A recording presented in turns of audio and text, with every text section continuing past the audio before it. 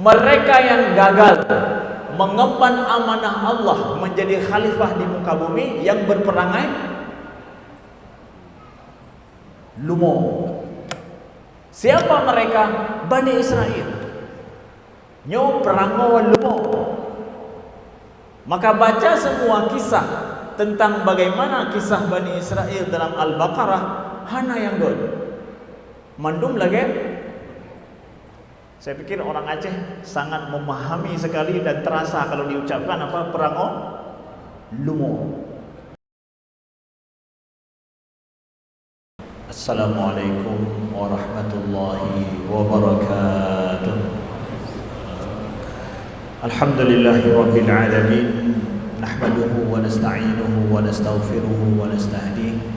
ونعوذ بالله من شرور أنفسنا ومن سيئات أعمالنا من يهده الله فلا مضل له ومن يضلل فلا هادي له أشهد أن لا إله إلا الله وحده لا شريك له وأشهد أن محمدا عبده ورسوله صفيه من خلقه وحبيبه اللهم صل وسلم وبارك على سيدنا محمد وعلى آله وصحبه وسلم سبحانك لا علم لنا إلا ما علمتنا إنك أنت العليم الحكيم اللهم علمنا ما ينفعنا وانفعنا بما علمتنا وزدنا علما ربنا إننا آمنا فاغفر لنا ذنوبنا وقنا عذاب النار ربنا لا تزغ قلوبنا بعد إذ هديتنا وهب لنا من لدنك رحمة إنك أنت الوهاب ربنا لا تؤاخذنا إن نسينا أو أخطأنا إن أريد إلا الإصلاح ما استطعت وما توفيقي إلا بالله أما بعد. Hadirin sidang jamaah salat subuh Masjid Oman Al-Ma'mur Lamprit Kota Banda Aceh yang dimuliakan Allah. Mari sama-sama kita meniatkan i'tikaf di masjid menunggu salat syuruk. Sama-sama kita meniatkan menuntut ilmu dan sama-sama kita meniatkan mentadabburi Al-Qur'an. InsyaAllah mudah-mudahan Allah tuliskan kita termasuk dari orang-orang yang menghidupkan malam hari, i'tikaf kita di malam hari. Juga Allah tuliskan di antara orang-orang yang mentadabburi kitab Al-Quran, dan Allah jadikan kita min ahlil Quran wa khassatuh. Maka sebaik-baik yang kita bacakan dan kita pelajari dalam masa kita i'tikaf di masjid, begitu juga bulan Ramadan, adalah mempelajari tentang kitab Allah dan mentadabburi ayat-ayat Al-Quran. Maka pada pertemuan kali ini kita melanjutkan pembicaraan atau pembahasan kita dalam surat Al-Baqarah. Pertemuan yang lalu kita telah membahas tentang surat Al-Baqarah dari sisi bahwa surat Al-Baqarah ini atau bahasa Indonesianya sapi betina, bahasa Aceh lumo inam. Jadi ada surat dalam Al-Quran, surat Lumo. Dan surat Lumonya adalah surat pertama, bagian pertama yang paling panjang dalam Al-Quran. Maka subuh ini kita akan melihat apa pasal Lumo itu paling panjang diceritakan dalam Al-Quran. Kita akan melihat dua sisi. Yang pertama adalah kita harus paham dulu surat ini diturunkan oleh Allah di Madinah, dan ini adalah surat terpanjang dalam Al-Quran dan paling lama diturunkan masa Nabi hidup. Dari sejak awal Nabi berhijrah dari Mekah ke Madinah, ketika Nabi awal di Madinah, Al-Baqarah ini turun sampai Nabi terakhir sebelum wafat. Surat ini mengandung di dalamnya surat terakhir, ayat terakhir diturunkan oleh Allah, wattaqu yawman turja'una fi ila Allah tsumma tuwaffa kullu nafsin ma kasabat wa hum la yuzlamun. Jadi surat ini juga bertemakan itu adalah pembentukan masyarakat muslim dari sejak awal di Madinah sampai sempurna wafat Nabi sallallahu alaihi wasallam. Jadi kalau kita mau tahu tema-tema ataupun rukun-rukun, prinsip-prinsip pembentukan masyarakat muslim yang baik, sebuah negara yang baik, itu surat Al-Baqarah. Surat ini betul-betul menggembleng Nabi dan juga mengawasi Nabi dari sejak awal Nabi membuat negara Madinah sampai Nabi wafat. Jadi kalau mau tahu surat Al-Baqarah, inilah dia tema intinya di dalam.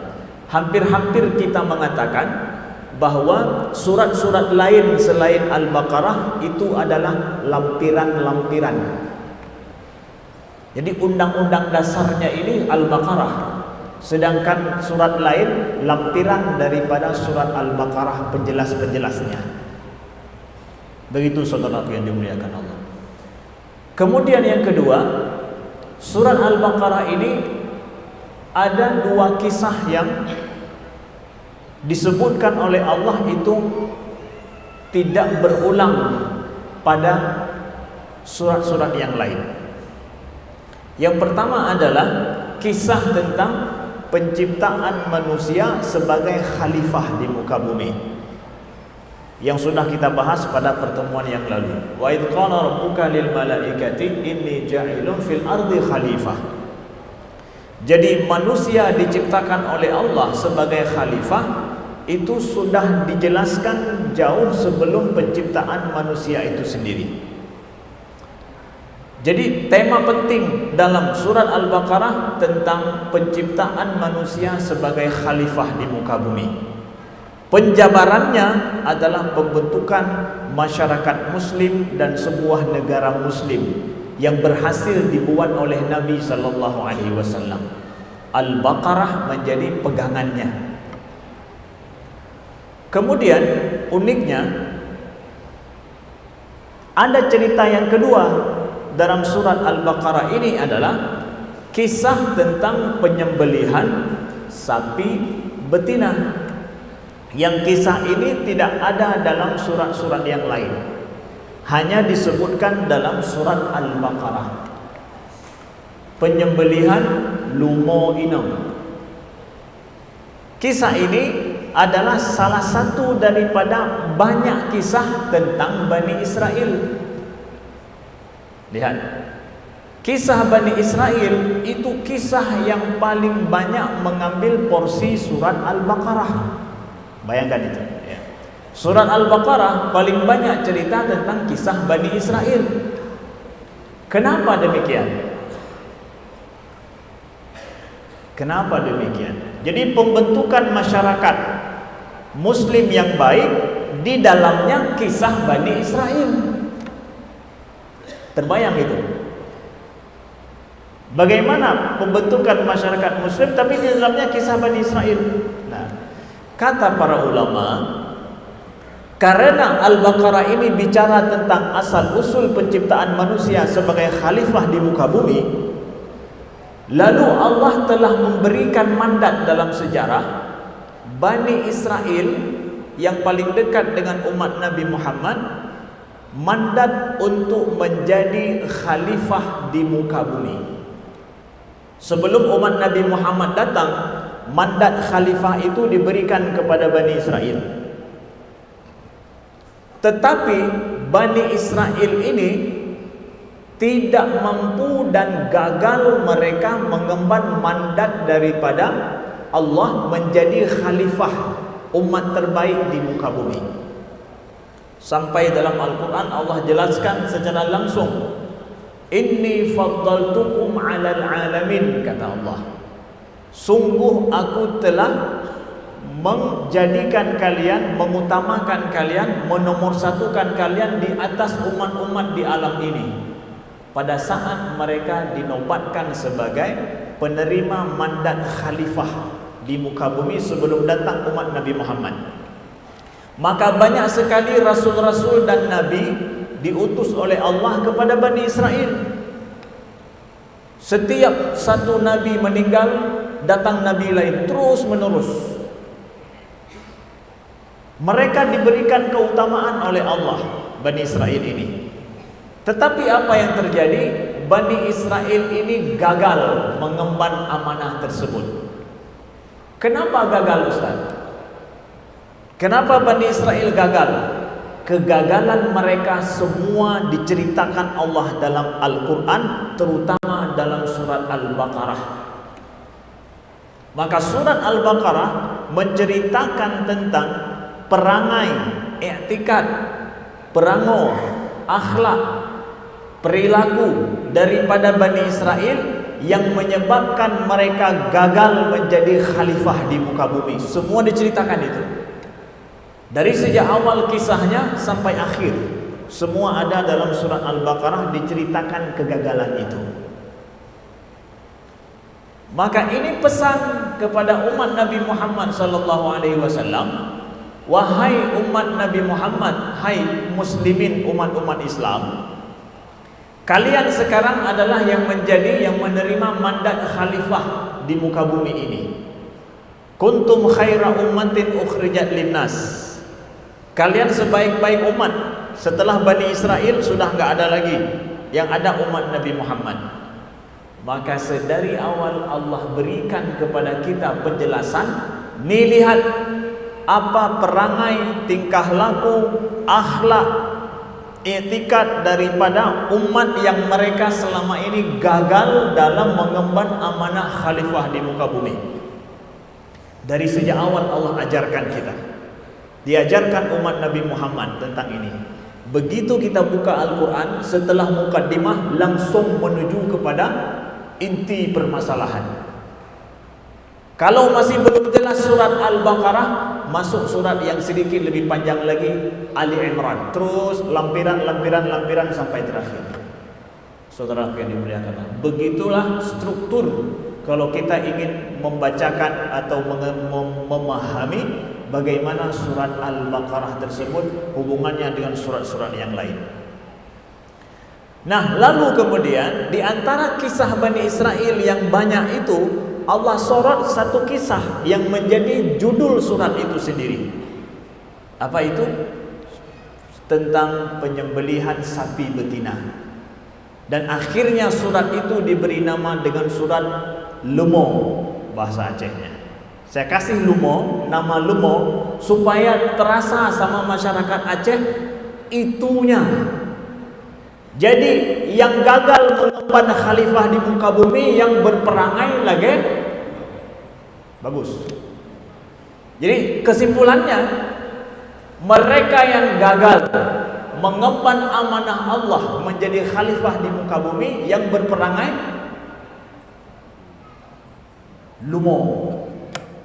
Siapa mereka? Bani Israel. Nyo perangai lumo.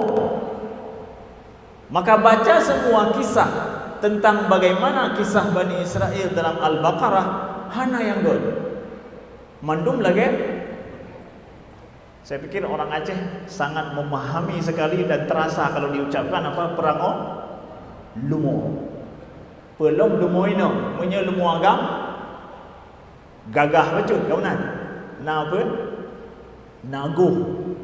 Punya lumo agam nago, dia tak pakai kemu'u lo. Kau mana? Dia pakai kemu'u. Pakai untuk membajak sawah. Kalau disembelih mahal harganya. Kemudian dagingnya banyak. Tapi menyelumui dong. Menyahanai dohana kupu. Ha? Lumo, maka Al-Baqarah.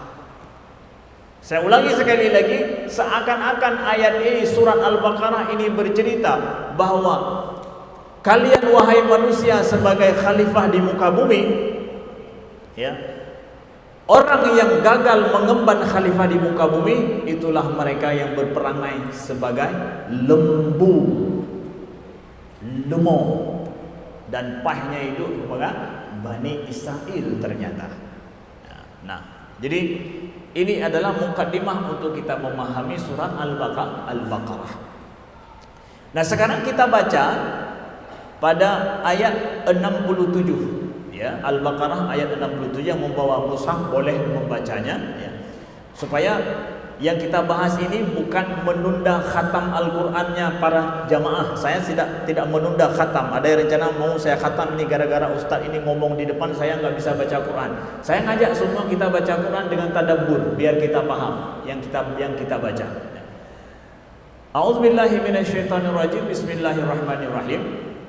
Wa idh qala Musa liqaumihi innallaha ya'murukum an tadhbahu baqarah. Qalu atattakhidhuna huzwa. Qala a'udzu billahi an akuna minal jahilin. Wa idh qala Musa liqaumihi, dan tatkala Musa berkata, Nabi Musa berkata kepada kaumnya, innallaha ya'murukum an tadhbahu baqarah, sesungguhnya Allah menyuruh kalian untuk menyembelih sapi betina, lumoino. Qalu atattakhiduna huzwa, mereka berkata, Bani Israel, atattakhiduna huzwa, apakah engkau wahai Musa membuat kami bahan olok-olokan, bahan ejekan? Pejak mayang kamu wahai Musa, pernah bayang kamu wahai Musa? Itu jawaban Bani Israel. Qala a'udzu billahi an akuna minal jahilin. Musa berkata, aku berlindung kepada Allah untuk menjadi daripada orang-orang yang jahil, orang-orang bodoh. Aku ini bukan orang bodoh. A'udzubillah, aku bukan orang bodoh, kata Nabi Musa. Nabi Musa disuruh oleh Allah untuk kepada kaumnya, suruh kaummu wahai Musa sembelih sapi betina. Kenapa disuruh sembelih sapi betina? Ada apa pasal gerangan Allah suruh pada Nabi Musa supaya Bani Israel disuruh untuk sembelih sapi betina? Kisah ini unik, sebabnya itu difirmankan Allah di bawah sekali, yaitu pada ayat 72. Ayat 72 dengan 73 itu sebab penyembelihan sapi betina, tapi sebabnya itu diakhirkan, bukan di awal. Jadi semestinya kan kalau kita pikir sebabnya itu dulu dikasih tahu, baru kemudian kejadiannya. Ini enggak, kejadian dulu, sebabnya di akhir difirmankan Allah. Nah, ini dia. Apa sebabnya kalau kita ingin belajar supaya lebih paham? Wa idh qataltum nafsan fadara'tum fiha wallahu mukhrijum ma kuntum taktumun faqulna idribuhu bi ba'dihha kadzalika yuhyillahu al-mauta wa yuriikum ayatihi la'allakum ta'qilun. Kejadiannya begini, yaitu wa idh qataltum nafsan, ketika kalian membunuh satu orang, kemudian kalian saling tuduh menuduh tentang pembunuhan tersebut, Allah akan mengeluarkan apa yang selama ini kalian sembunyikan, kata Allah.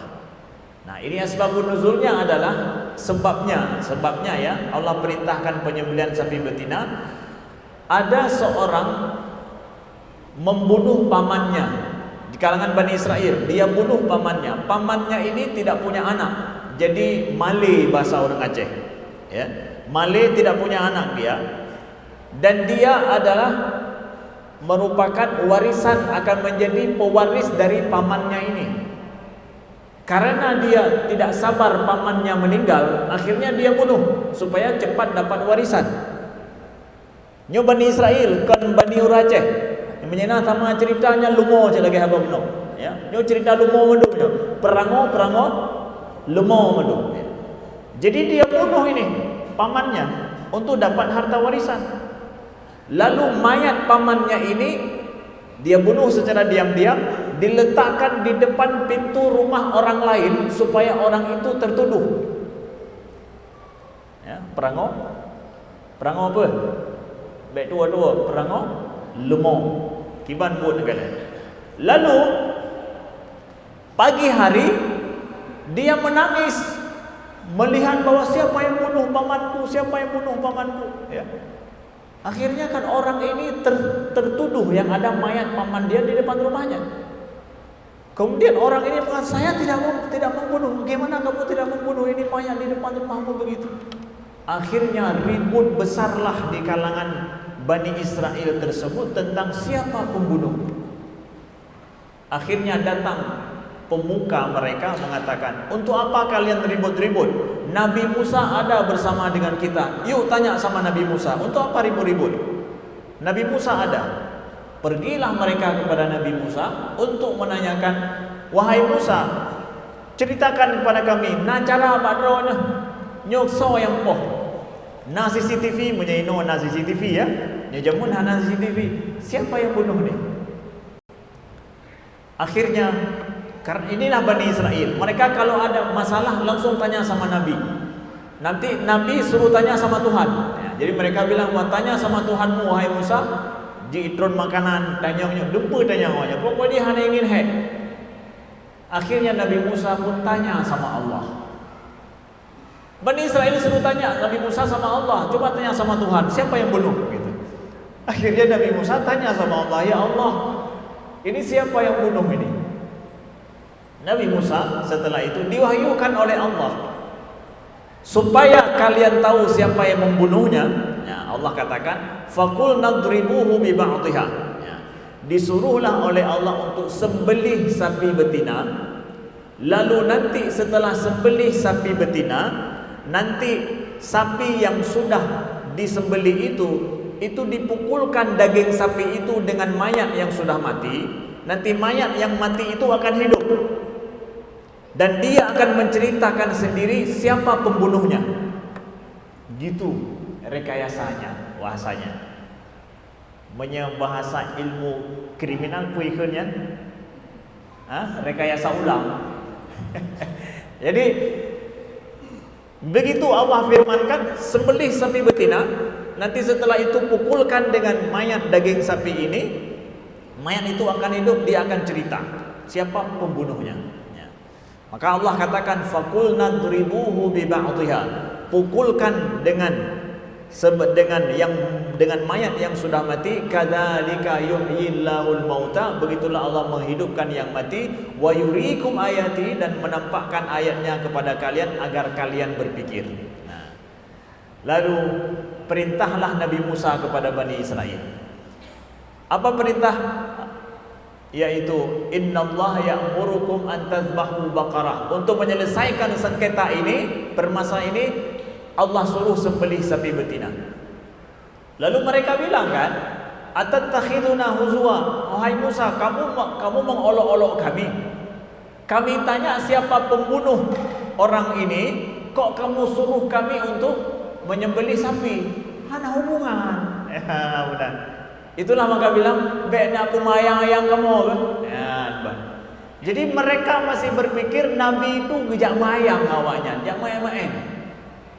Ada enggak kita di umat Nabi Muhammad yang merasa bahwa perintah Nabi Muhammadnya mengayang, kan buat bit-bit, kan buat betul-betul, buat menang-menang. Umat Nabi Musa begitu, enggak serius sama Nabi mereka. Ya fikir haba Nabinya buat muayang bahasa orang Aceh. Ya. Qala a'udzu billahi an akuna minal jahilin. Nabi Musa mengatakan, aku enggak bermain-main. A'udzu billah, aku berlindung kepada Allah daripada menjadi orang jahil. Jadi orang yang mengolok-olok, sikap mengolok-olok, hana serius dalam membuat, kemudian apalagi ngeyel bahasa awaknya itu ya, ngeyel, olok-olok ya. Itu perangai orang jahil.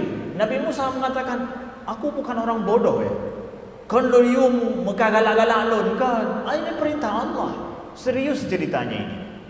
Maka orang yang suka ngolok-ngolok, mayang-mayang dari sisi bahwa kenbut betul-betul nyan cik lagi nyan carai kayaknya, hana yang serius membacut pi, itu orang bodoh. Orang-orang pintar enggak seperti itu. Qalu du'u lana rabbaka yubayyin lana ma hi. Ketika mereka Bani Israel melihat jawaban Nabi Musa, a'udzu billahi an akuna minal jahilin.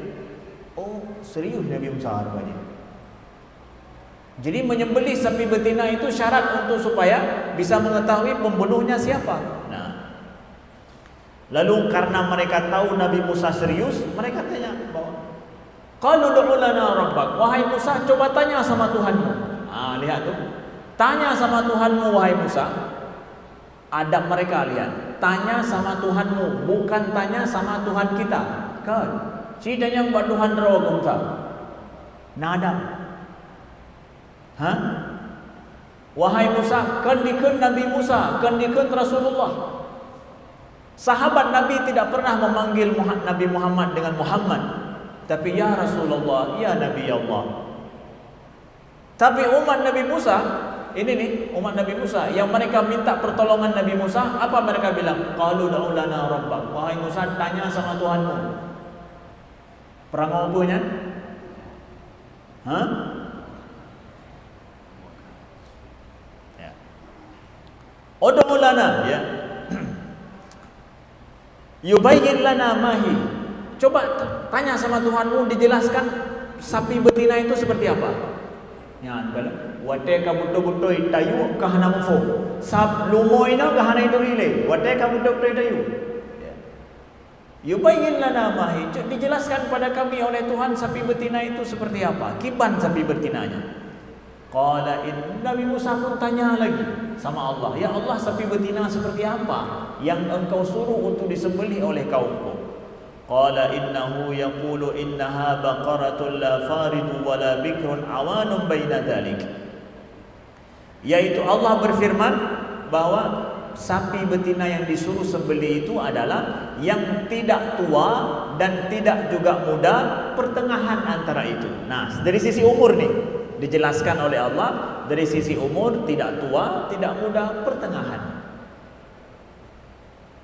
Allah ajarkan cara berpikir. Kalau kita tidak ada kriteria secara jelas dalam sebuah hal, maka ambil yang terbaiknya tengah-tengah lah. Enggak begini, enggak begitu, tengah-tengah. Yang itu semua nanti bisa masuk. Tua bukan, muda bukan, ya tengah-tengah lah. Itu kan cara berpikir secara logika saja, orang semua sepakat kan. Baik benar, baik deh, tak cocok dengan. Kenapa? Kriterianya memang tidak ada. Tidak ada penjelasannya. Jadi ambil tengah-tengah saja. Ini Allah ajarkan. Kalau kita tidak punya kriteria terhadap sesuatu secara jelas, ya ambil pertengahannya. Secara umur. Faf'alu ma tu'marun, kata Nabi Musa. Kerjakanlah apa yang diperintahkan Allah. Kerjakan. Baiklah teman yang lain, kerjakan. Nah. Kemudian apa?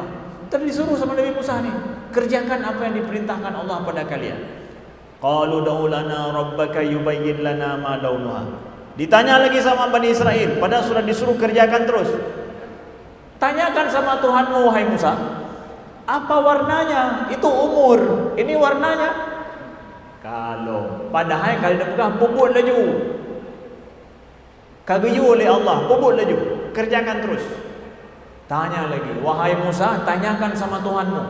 Hana adab dong. Gimana? Tanyakan sama Tuhanmu, apa warna sapi itu? Warnanya gimana? Yang warna hanya jelas lo. Ya. Nabi Musa pun tanya lagi sama Allah. Qala innahu yaqulu innaha baqaratun safra'u faqi'un launuha tasurrun nazirin. Allah berfirman, kata Nabi Musa, bahwa itu adalah sapi betina yang kuning, faqi'un launuha, kuning yang dia kuning tua, yang kalau dilihat dipandang itu menyenangkan, yaitu sapi keemasan, jadi warna emas. So warna meh yang hanagala, watai kalon, ya, warna sapi keemasan warnanya.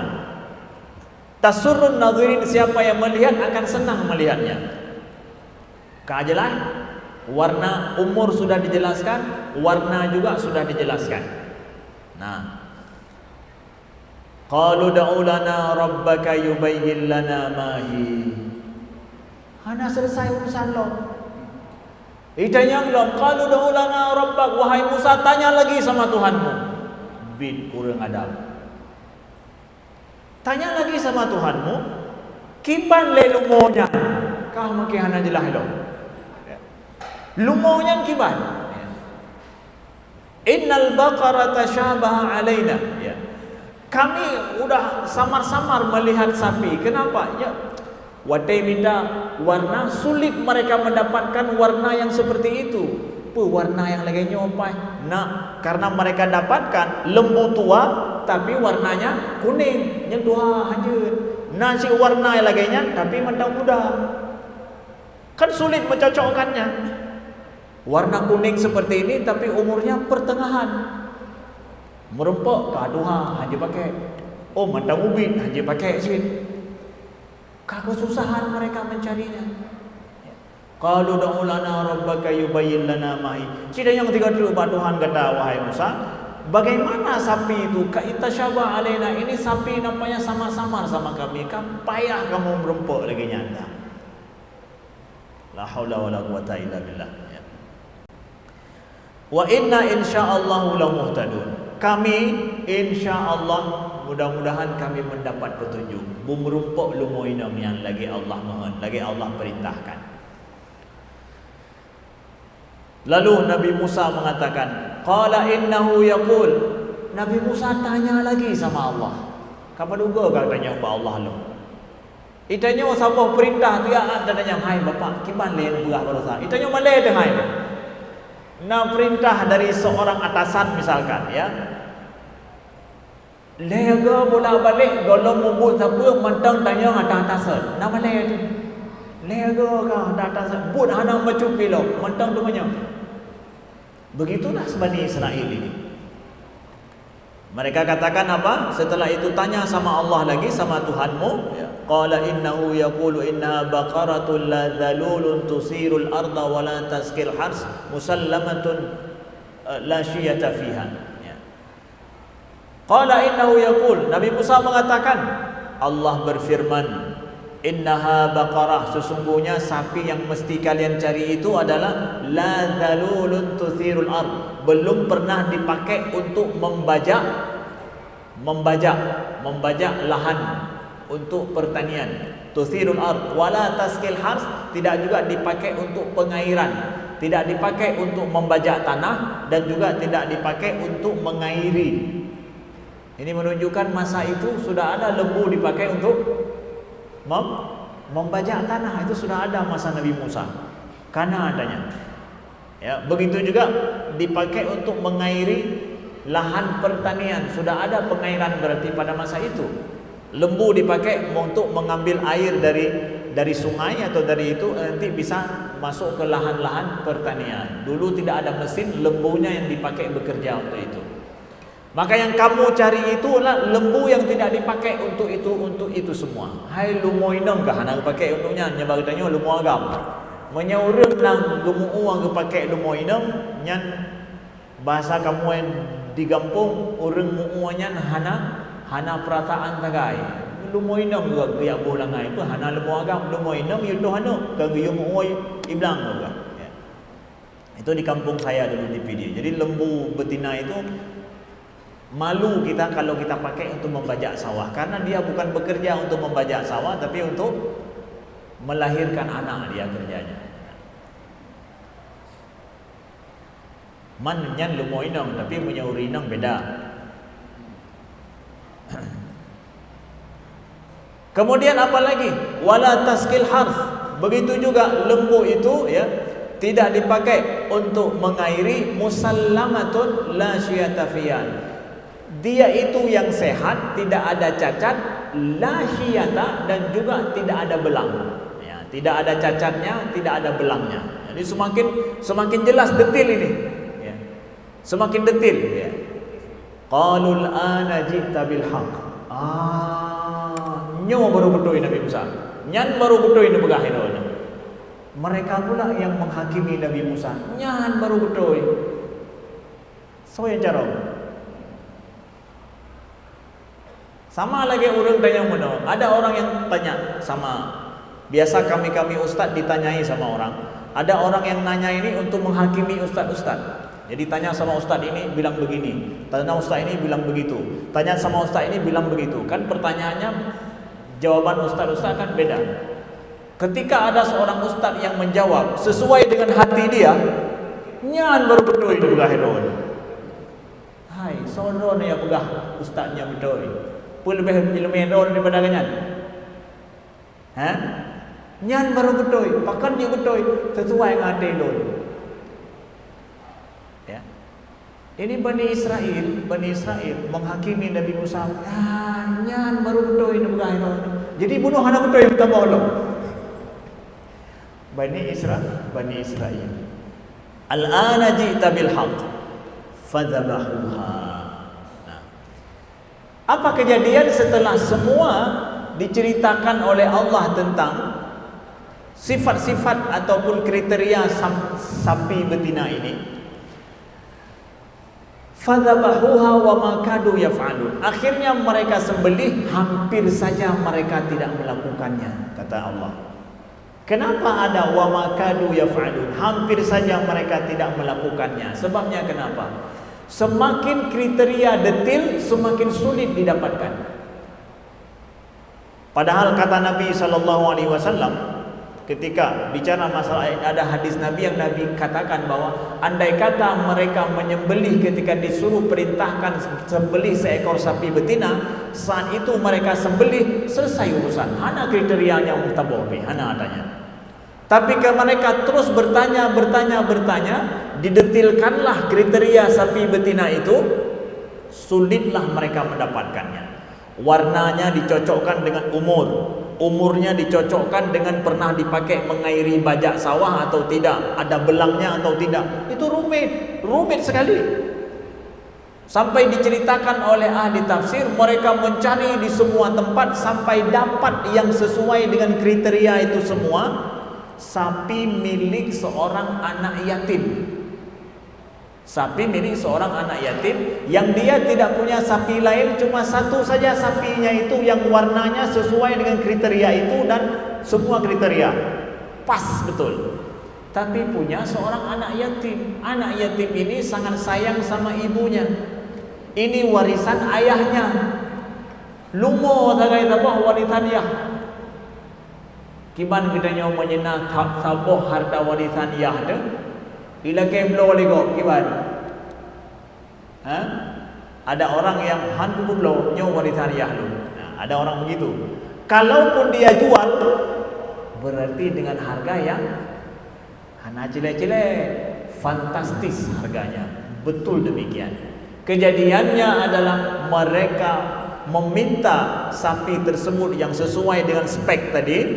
Itu harganya adalah kalau disembelih, kulitnya itu dibentangkan, emas harga sapi itu, emas itu bisa ditaruh di semua kulitnya katanya. Artinya bahwa harganya payah jip dapodok mandung bak kulitnya betapa mahalnya mereka harus beli. Akhirnya mereka kumpulkan emas demi untuk mendapatkan sapi itu dengan harga yang fantastis sekali. Menyoronyo Ronaldo pemain bola yang paling mahal di dunia, sang harga lumonyo lebih mahal dari harga lebih mahal ini loh, lumonyo mahal kali. Itulah penjelasan tentang wa ma kadu yaf'alun. Hampir saja mereka enggak melakukannya. Kenapa? Ketika dapat sesuai spek, harganya fantastis. Kiban, pertanyaan itu mempermudah apa mempersulit? Mempersulit. Inilah penting kita ketahui. Jadi kalau begitu Ustadz bertanya itu tidak boleh ya? Ya, bertanya itu tidak boleh.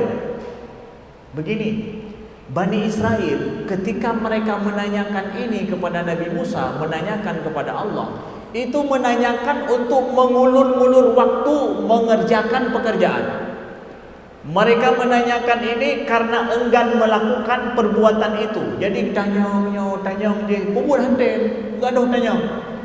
Jadi tanya itu untuk mengulur-ngulur waktu, untuk mengulur-ngulur. Memang pada dasarnya tidak mau mengerjakan perintah, itu dia. Tapi kalau dalam majelis ilmu ingin bertanya sesuatu demi untuk betul-betul melakukannya, itu baik.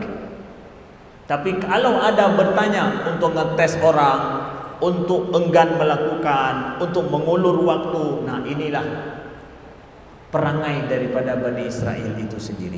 Nah, maka saudaraku yang dimuliakan Allah, Allah firmankan di sini, mereka apa yang menjadikan mereka akhirnya mampu melaksanakan perintah Allah ini walaupun sulit sekali mereka lakukan?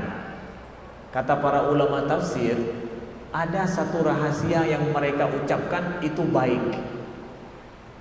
Nyanggot ketika mereka berusaha untuk mencari sapi itu, mereka mengucapkan ini dia. Ya, kalau ada mushaf itu digaris bawahi apa itu?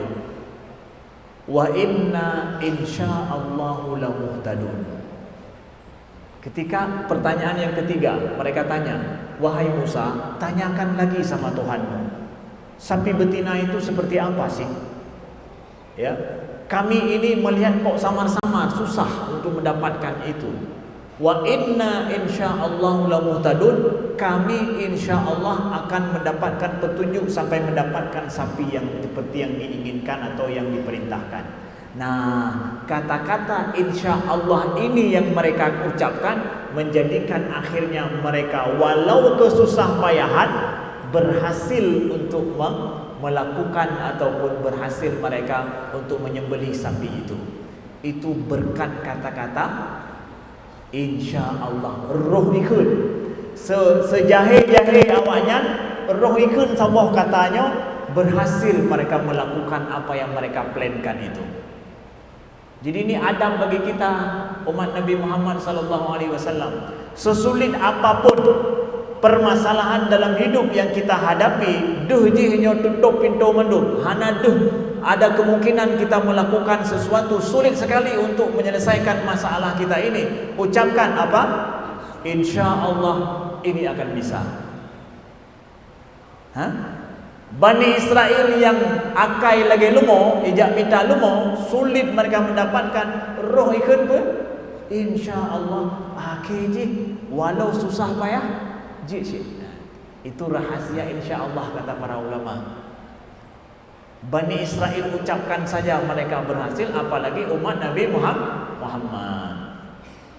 Wala taqulanna li syai'in fa'ilun dzalika ghadan illa ay yasha'allah. Jangan katakan bahwa aku akan melakukan ini esok hari kecuali dengan insyaallah. Itu rahasia insyaallah.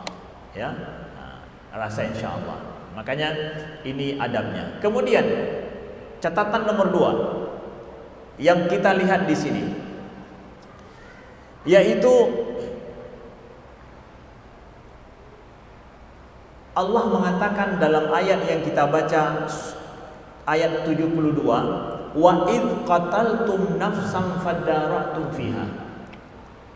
Ketika kalian membunuh seorang, kemudian kalian saling tuduh menuduh.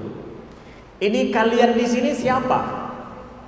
Bani Israel masa Nabi Musa atau orang Yahudi masa Nabi Muhammad? Kultum kalian, qataltum kalian membunuh. Nyosoyo Bani Israel masa Nabi Musa atau Bani Israel Yahudi masa Nabi Muhammad? Ini Bani Israel atau Yahudi masa Nabi Muhammad. Karena kamu itu berarti adalah saat turunnya Al-Quran. Ketika kamu membunuh seorang kemudian saling tuduh menuduh. Yang membunuh siapa? Memangnya Yahudi masa Nabi Muhammad? Bukan. Yahudi masa Nabi Musa yang terjadi sebab terjadinya kisah Lumoy nang bunuh. Tapi kenapa Allah mengatakan kamu ketika kalian? Kata para ulama tafsir, Yahudi masa Nabi Muhammad itu mereka sangat bangga dengan Bani Israel dan sejarah kehidupan mereka. Bangga sekali mereka. Merasa inilah kami keturunan Bani Israel yang asli, bangga dengan itu. Maka Allah nisbahkanlah dosa dan perbuatan orang dulu juga kepada mereka. Kenapa? Mereka bangga dengan kaum kamu ikut. Maka menyena orang Aceh bangga dengan orang Aceh, bedak berdesa-desa orang Aceh nyan awak kamu acin, nyan tanggung desa-desa dosa-dosa orang nyanyi. Menyena sama kaum bangga dengan kaumnya walaupun dengan kesalahan yang mereka lakukan, maka kesalahan itu bisa dikatakan nyan awakah pubutnya. Ya, makanya Allah katakan di sini kepada orang Yahudi pada masa Nabi Muhammad, kalian membunuh, padahal yang membunuh bukan mereka kan, tapi orang sebelum mereka zaman dulu masa Nabi Musa.